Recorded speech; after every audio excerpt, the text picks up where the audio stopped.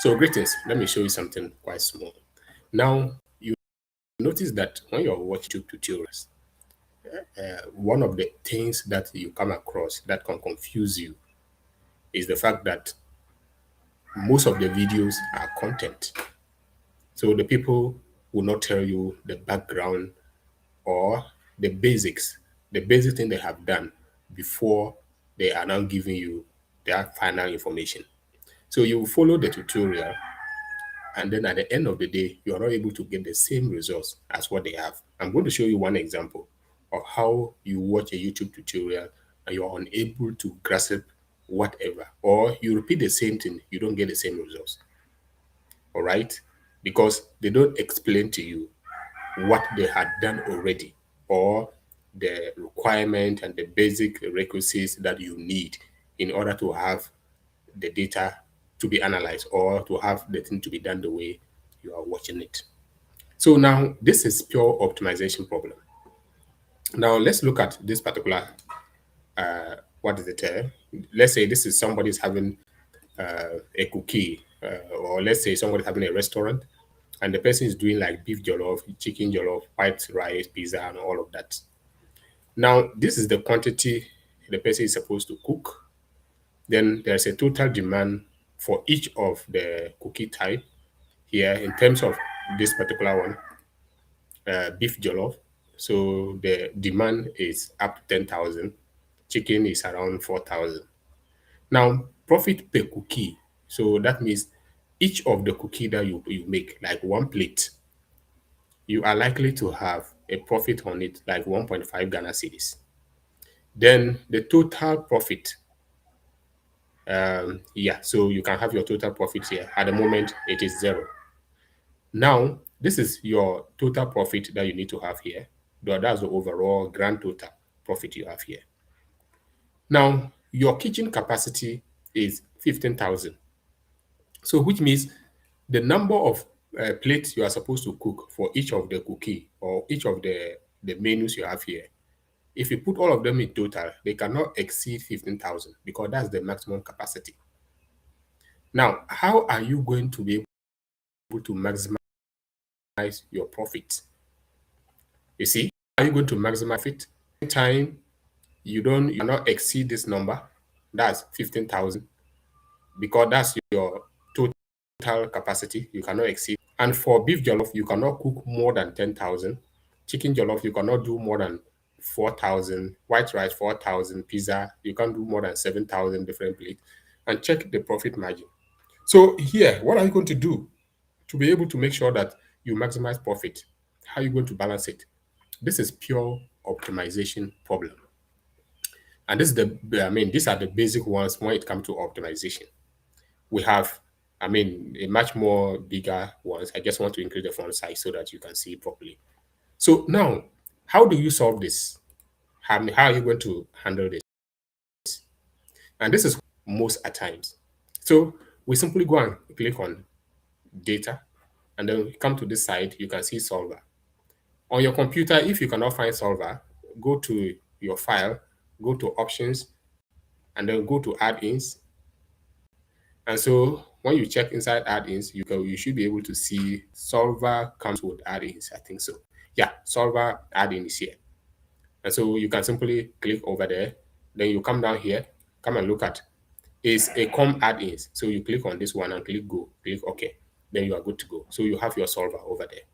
But I already have it, so I'm going to stop here. So what do? You click on data, come to solver, and you click on solver. Now, when your solver comes, the first thing you need to, because I've already, done this, that is why you are seeing all of this. But I'm still going to explain all of it or what it all over again. Or maybe I just close this and then come and then see whether I can open solver again. So I'm deleting everything. I think, okay, so let me delete everything that is here. I thought, okay, let me reset all. Reset all, yeah. So I have just clicked on my solver. So that's how you actually tackle the problem. But in this case, I'm constrained with space.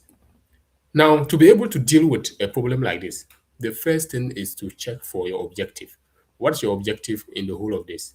Your objective is to maximize profit, all right? So to maximize profit means this is your total profit. So this particular cell you see here that I have marked green, where my cursor is pointing, I mean this particular cell. This is where you are supposed, that is your objective function.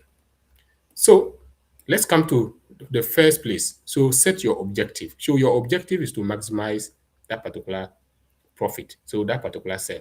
So here, if it wasn't highlighted, come to this point, set objective, and then you come and click inside over there. Then you have clicked on that. Now, when you come to place, are you looking for a value? Are you looking for to maximize profit or to minimize costs? Or so in our case, we are maximizing what? Profit. And then we are maximizing the profit, and we are not, because of that, we will leave this particular this particular space open like that. And then by changing which values are we going to change in order to maximize profit?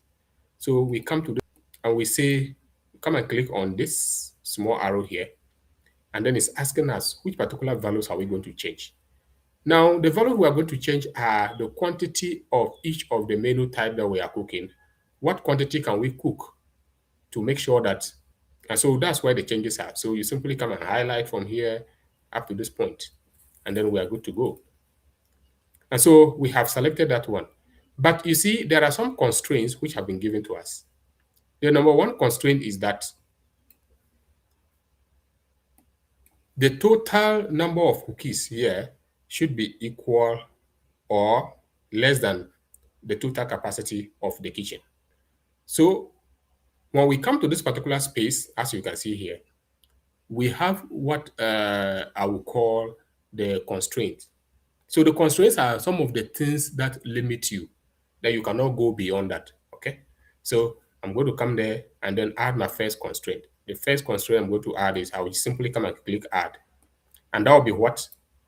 So we are saying that, okay, the whole of, okay, let me even start from, so we are saying that this particular cell here should be equal to this, should be equal or less than this particular cell. So we come to this point and say should be say less than or equal to this particular cell.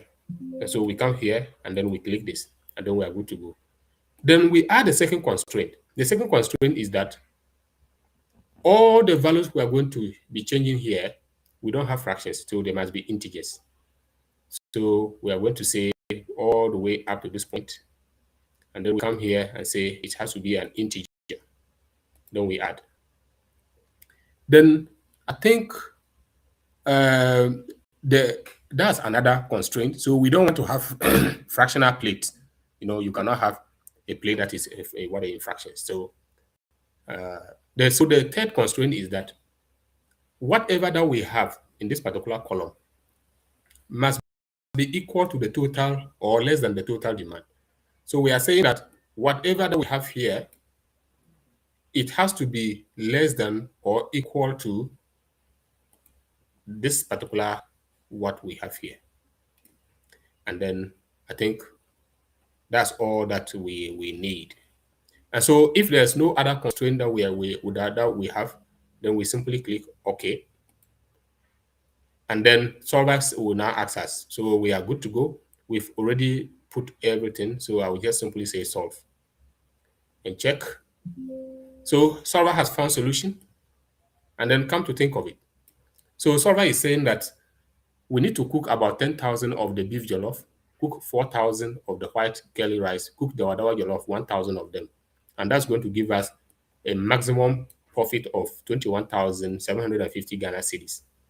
And that is it. The rest, we should just leave them. We should forget about chicken jollof, pizza, and then curly, because those ones, they don't give us any profit. The profit on it is negligible. So it's better we concentrate on this. So this has been solved. But that's not what I was trying to put in this video. I wanted to let you know that before you can see this table the way it is, in any case, once we have found the solution, we could click OK here, and then that's it. So we found our solution. We now know the figures and how we'll be able to get that. So you can see the total capacity 15, and then here 15. So nothing has exceeded. And you see here 1,000, here 4,000. So we didn't want to exceed any of them. And then we have been able to maximize profit. All right. But what you would not have known initially would have been that this particular, there was some initial work that were done before the whole of this. Why video sometimes you have to be careful. For instance, the cell you see around here was actually a sum. So come and look at the top here. It was actually a sum. We had already calculated this, the whole of this, added the whole of that to come and give this particular one with the empty ones. Around here, and then we brought it to this particular place. We had already equated, okay, this one we did it during the solver. So now when we are equating this to this, we are equally saying that the sum of all of this must be equal to this. And then because we have already also summed this column and then given us the total profit, and then we have decided to make our total profit our target objective, then Excel has background information of what we are supposed to add.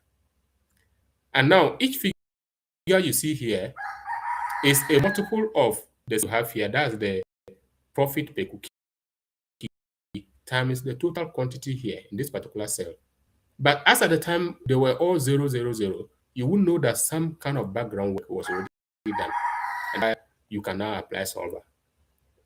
The point I'm making here is that you cannot just use the solver and just start running your solver without doing some initial kind of manipulation on the data to structure it in a way that solver will be able to finish up the rest of the work.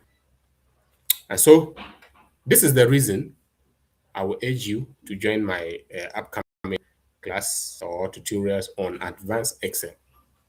And trust me, you're going to have a very good time. I'll show you some of these nitty-gritties as to how to be able to handle issues like this effortlessly. And when a problem is given to you in a very complex manner, how do you break it down into smaller bits in such a way that you get to a proper solution or to a solution? Let me throw you something maybe a little bit away from this, or maybe I'll leave it here so that the video will not be extremely long. So this is why you need to join. And then trust me, yes, if you do join, you're actually not going to regret. I'm going to take my time to make sure that every single little thing that you need to understand about Excel, especially going to the advanced level like this optimization, this is just the basic optimization. But we have instances where you can optimize the entire,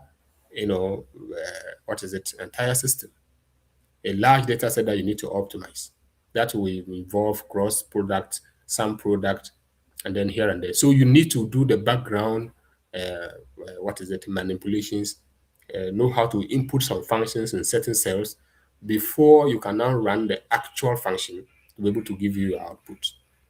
And so please, if you don't mind, you may like to join the class, the Advanced Excel. So far, 7 people have shown interest. If 10 people show interest, we'll start the class. And it's going to be 6 weeks.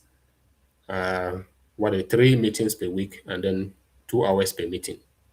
And then that is going to run for the whole of that 6 weeks.